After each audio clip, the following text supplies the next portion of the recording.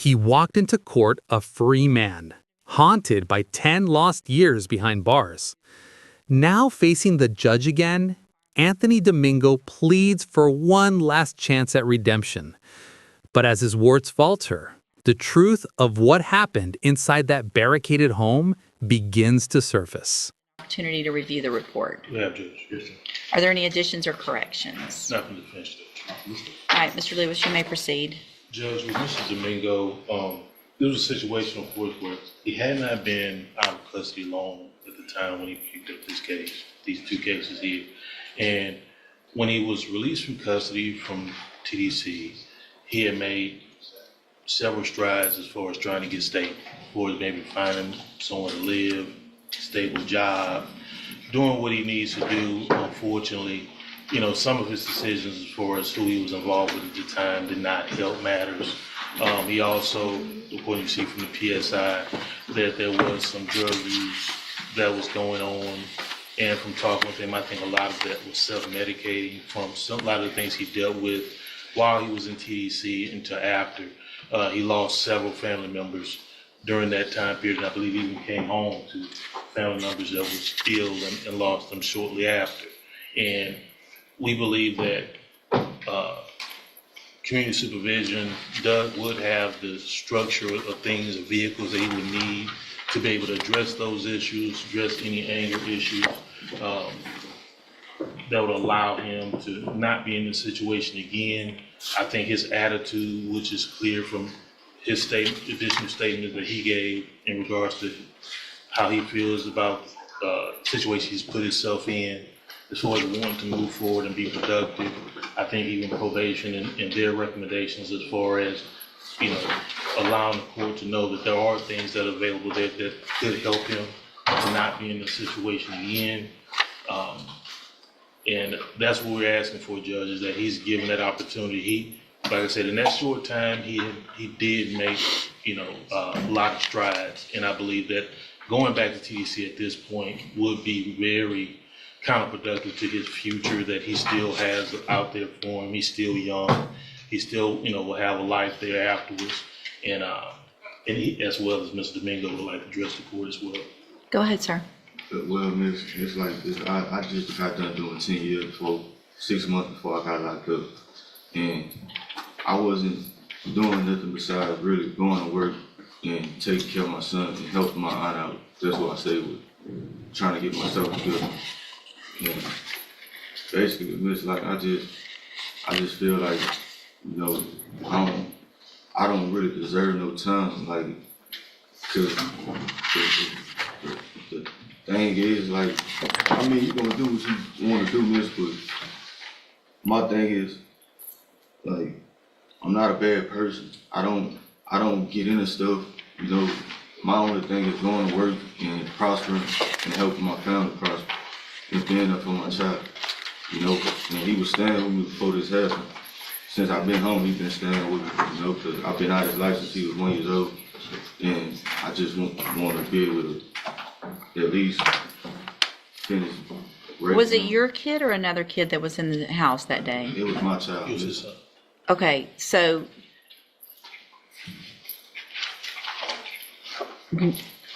I have no words.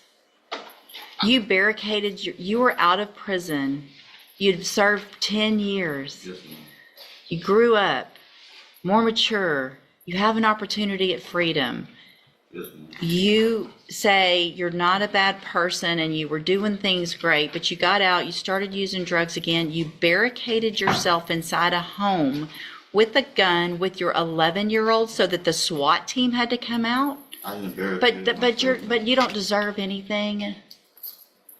How does that even make sense? Now, in this situation, it's critical. It is. It's very critical. It's very critical. You're right. Like, the paperwork from the police report is true, but it's not all true. Because I didn't barricade myself in the house. They could have came in at any time. Okay, but you were inside the house with a gun. You didn't put something up against the door and barricade it. I did not do that. Right. Okay, but still, you're inside the house with the gun with your kids. So we're not going to play semantics here and word games about what did and didn't happen. They don't know what they're walking into. They know that they probably received a call. Saying that somebody had a gun. Yeah. And I understand it. And that part's true, right? Yes, ma'am. So they don't know what they're coming up on. The courtroom hears his pain. 10 years gone, a broken family, a desperate father clinging to hope. Yet when the judge confronts him with the chilling details, guns, drugs, and his child trapped inside, Mercy turns to fury. And as the evidence unfolds, the question becomes chillingly clear. Can a man who's lived through hell ever escape it? Yes, ma'am. Mr. Smith?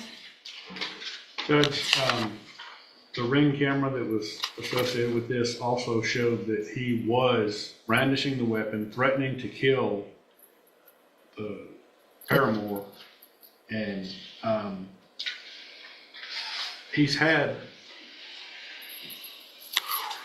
I believe, several chances at probation. He's never been able to successfully complete probation. He was on probation from 2011 until he finally got revoked on the other case in 2014. After that, he went to prison, was in prison for 10 years, and didn't make it 6 months before he committed these crimes. The chances of him actually being able to make probation are very small, I believe, and the fact that this could have been a lot worse had police not been calm and not just gone in the house. It could have been bad for her, for the boy, and for the defendant here. He has no education. He's probably limited to labor-type jobs only, and he's demonstrated an unwillingness to follow the law, to make himself a useful member of society. He was using drugs, and a fairly substantial list of drugs. He was on alcohol, cannabis, Xanax, ecstasy, and codeine. Codeine. After having just gotten out of prison, and possessed a firearm and threatened people with the firearm. Was there some time when you got out of prison that you had to go to a halfway house? No, ma'am. Because you had to do all your time? I did all my time. You did every bit of it. Yes, ma'am. You know what that tells me? That tells me that you didn't act right while you were in prison. For the Because, most part, I didn't. most people make parole. Not You saying know? For the most part, I didn't. You didn't? I'm not gonna lie. Okay. About nothing, man. I was young. Like, going through TEC, it's hard to. I have no idea. I'm sure it's hard. I have no idea. And Judge, if I may, Yeah. I think some of the things I was talking about as far as the things that's available through probation, Judge, would help with his emotional stability. Because a lot of that was, like I said, the things he dealt with while he was there and what he came home to. Like I said, he made strides and everything as far as to try to get himself stable before he's taking care of himself. I think, he needs to spend more time on himself before he get into relationships and things like that could draw him to situations like this. Or not having that emotional stability. All right, anything else? Mr. Domingo, I think you've had all the opportunities. The fact that you got out and immediately started using drugs, all the drugs, and Can I speak music? yes, When I filled out my PSI, I filled out my PSI for all the drugs that I did before, not for the drugs I was doing. I know, but so you said here though that your date, it specifies on the PSI the date of your last use of drugs. So this shows that you last used alcohol April 23rd of 2024. That's good. Okay, that you last used marijuana February of 2024, so that was in between when you got out of prison and when you got locked up again. It shows that you last used Xanax March of 2024, which is in between that 6-month time. It shows you last used ecstasy March of 2024, which is in between that time. It shows that you last used codeine in between that time, March of 2024. So it shows that you didn't just get out and have a couple drinks and maybe smoke a little marijuana. You just got out and did all this stuff. And got yourself in this position to completely traumatize your own child. I'm going to find that you entered your pleas of guilty in each case freely and voluntarily. And cause number 24, DCCR 1021, find sufficient evidence to find you guilty, and at this time find you guilty of unlawful possession of a firearm by felon. Sentence you to a term of 8 years in the Institutional Division of the Texas Department of Corrections. You will receive credit on that sentence for any time that you've been in custody that the law gives you the right to receive. In cause number 24, DCCR 1022, find sufficient evidence to find you guilty, and at this time find you guilty of aggravated assault with a deadly weapon. Sentence you in accordance with your agreement to a term of 8 years in the Institutional Division of the Texas Department of Corrections. You will also receive credit on that sentence for any time that you've been in custody that the law gives you the right to receive. These cases will run concurrently, which means together at the same time. Now, here's something, Mr. Domingo, that I don't normally say. You clearly need some help. I'm not going to say that you don't. If you're going to get your life together, it's up to you to get that help. But let me explain something also. Don't talk over me, because I'm not even sure I want to say what I was about to say. If you're not going to be respectful, if you can behave in prison, and I'm not saying this is going to happen, but there are things that can happen potentially, where your attorney files something for me to review how you've been, and I consider probating your sentences and getting you back out of prison.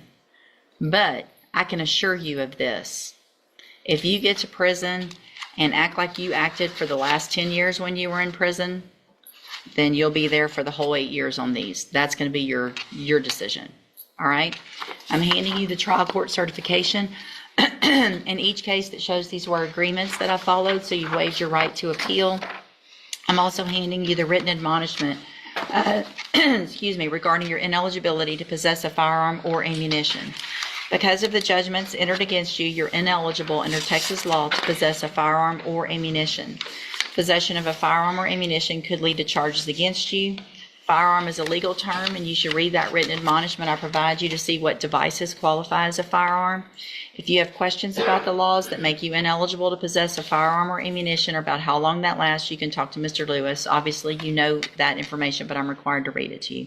All right, you can go back with the bailiff. The courtroom falls silent as Anthony Domingo stands before the judge, a man scarred by years behind prison walls, chasing redemption in a world that moved on without him. He speaks of progress, of a job, of his son finally sleeping under the same roof. For a moment, it feels like hope might win. His attorney pleads for leniency, describing a man trying to rebuild from ashes. But beneath the surface, darker truths simmer. Then, the judge's tone hardens. The illusion of control begins to crack. She recounts the night that shattered everything. An armed standoff inside his home, his child caught in the chaos, police outside unsure if anyone would make it out alive. Anthony insists he never barricaded the door, that the report twisted the truth. But the ring camera doesn't lie. The image of a gun, a threat to kill, a man lost to his demons once again. The prosecution speaks of patterns, failed probations, drugs, violence. The judge listens, her voice sharp as a blade. You had freedom, and you threw it away. Then comes the final blow. 8 years behind bars, both sentences running together. Yet even in condemnation, there's a flicker of compassion. She tells him there's still a path, if he chooses to change. As the gavel falls, the weight of wasted chances fills the room. The boy who dreamed of freedom has become his own prison. And in that echoing silence, the question lingers. Can redemption survive after the last door closes?